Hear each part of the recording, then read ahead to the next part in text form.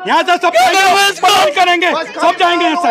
छोटे छोटे बच्चे कैसे बढ़ाऊंगा मैं, कैसे बढ़ाऊंगा छोटे बच्चे हैं। जब हमारा घर भी छिन जाएगा तो हम कहाँ जाएंगे?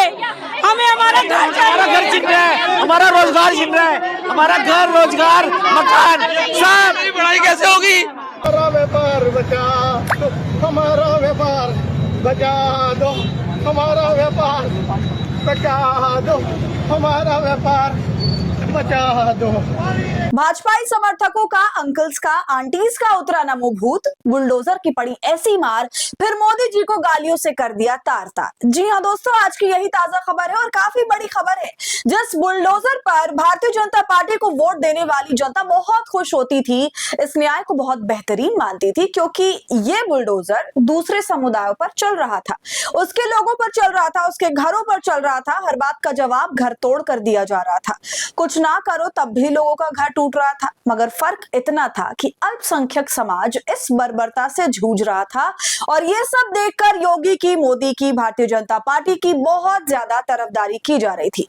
वाह मोदी जी वाह कहा जा रहा था। मगर दोस्तों, वक्त का पहिया ऐसा घूमा कि ये बुलडोजर अब हर किसी के ऊपर चल रहा है। ये किसी का धर्म नहीं देख रहा, सब पर बुलडोजर चलाया जा रहा है और ऐसे में जनता की हालत खराब है। और जो नमो नमो करते थे, आज वो एक से बढ़कर एक गालियां दे रहे हैं ऑन कैमरा। आपको सब कुछ बताऊंगी इस वीडियो के अंदर, क्या घमासान मचा है दोस्तों उत्तर प्रदेश में, जानेंगे तो आप कहीं मत जाइएगा, वीडियो को अंत तक जरूर देखिएगा। नमस्कार, आदाब, आप देख रहे हैं खबर अड्डा और मैं हूं आपके साथ सुम्बुलीरम।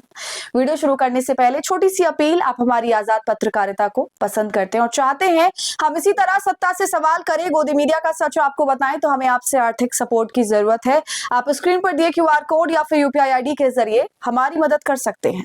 दोस्तों, करीब 10 साल पहले जब देश की राजनीति में एक नई लहर आई थी, लोगों को सपने दिखाए गए, विकास के, बेहतर भविष्य के, राष्ट्रवाद के, और इन सब के साथ एक और चीज हमें भाजपा ने दिया, वो थी नफरत और उसके साथ डर।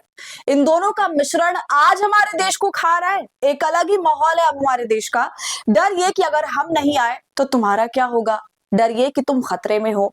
इस माहौल में हमारा देश दोस्तों बट गया, सब कुछ धर्म के चश्मे से देखा जाने लगा, सवाल पूछना बंद कर दिया गया, जो कहा गया उसे मान लिया गया। और आज देखिए, नफरत इतनी है कि सब कुछ नॉर्मल लगता है।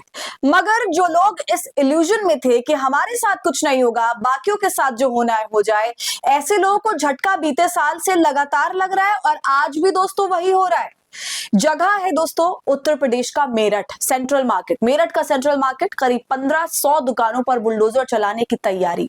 दरअसल मेरठ के सेंट्रल मार्केट में कॉम्प्लेक्स ध्वस्तीकरण के आक्रोशित व्यापारी परिवारों की महिलाएं मलबे के सामने ही धरने पर बैठ गईं। ये जो मेरठ के लोग अभी गुस्से में है, ये कोई और नहीं है, ये भारतीय जनता पार्टी के कोर या कहें कट्टर वोटर हैं। मगर अब देखिए कैसे ये कोर वोटर बीजेपी के खिलाफ अपनी आवाज को बुलंद कर रहा है। उनका कहना है कि अचानक की गई इस कार्रवाई ने उनकी जिंदगी उथल पुथल कर दी है। बचा दो हमारा व्यापार, बचा दो हमारा व्यापार, बचा दो। बच्चों को सबको मार दो ना, कहाँ लेके जाऊंगा? साधन आपके बाद कोई जानेगा? यहाँ से घर भी छिन जाएगा तो हम कहाँ जाएंगे?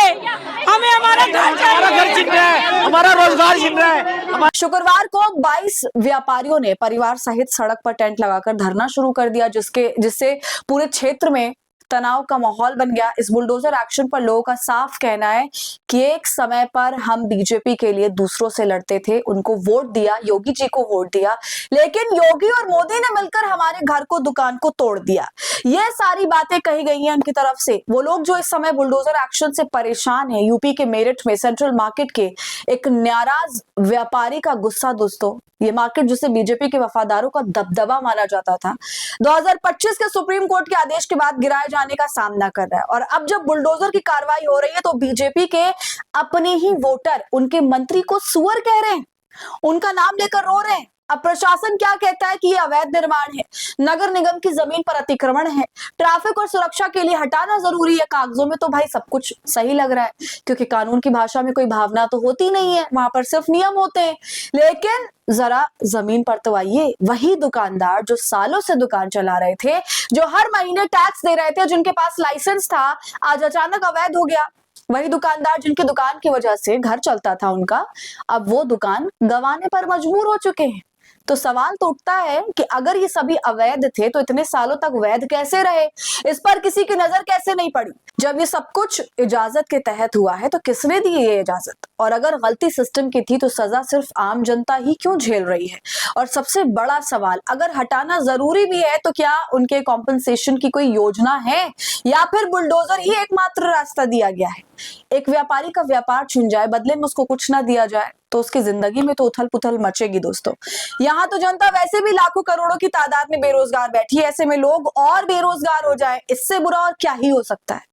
तो देख लिया आपने दोस्तों किस तरह से कभी सिस्टम के समर्थन में जो खड़े थे आज उसी सिस्टम के सामने खड़े होकर रो रहे हैं, गिड़गिड़ा रहे हैं, दरवाजे खटखटा रहे हैं। कुछ लोग कोर्ट भी पहुंचे लेकिन राहत नहीं मिली। और अब सोशल मीडिया पर एक कड़वा कमेंट यही घूम रहा है कि जब दूसरों के घर टूट रहे थे तब आप खुश थे, अब अपने घर पर आई है तो दर्द हो रहा है। सवाल कड़वा है लेकिन क्या ये पूरी तरह गलत है? इस पर आप गौर करिए, बहुत ज्यादा जरूरी है। और दोस्तों हमें बताइए कमेंट सेक्शन में कि आप इस पूरे मामले पर क्या सोचते हैं। वीडियो को लाइक और शेयर कर लें। खबर अड्डा को यूट्यूब पर ऐसी तमाम अपडेट्स के लिए सब्सक्राइब कर लें।